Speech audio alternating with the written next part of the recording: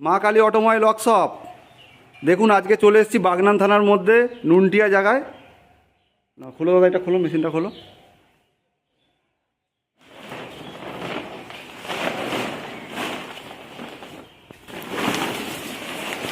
এটা হচ্ছে ব্যান্ডেল কর্মকারের মেশিন, সঞ্জীব কর্মকার।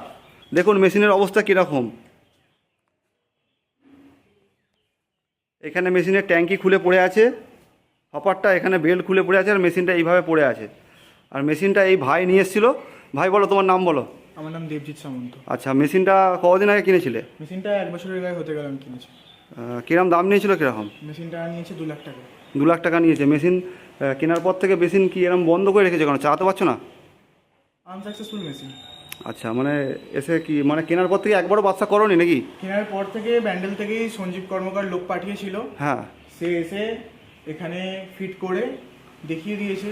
বাতাসা যেগুলো বেরিয়েছে একবারই বেরিয়েছিল, তাও খুব ভালোভাবে বেরোয়নি। কোনো বাতাসা ফুলছে, কোনো বাতাসা এরকম ছোট, কোনো মানে পারফেক্ট শেপ আসছে না। আচ্ছা আচ্ছা। বাতাসা এই হচ্ছে কথা।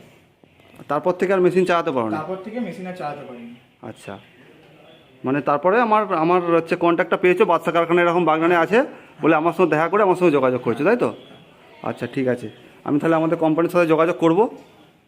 এই হচ্ছে মেশিন, এই ভাইটা নিয়ে ফেঁসে গেছে। মেশিনের এসএমপিএসের কোনো ঠিক নেই, 2টো এসএমপিএস কি দিয়েছে বোর্ডের মধ্যে, তাও বলছে ইলেকট্রিকে শর্ট মারে।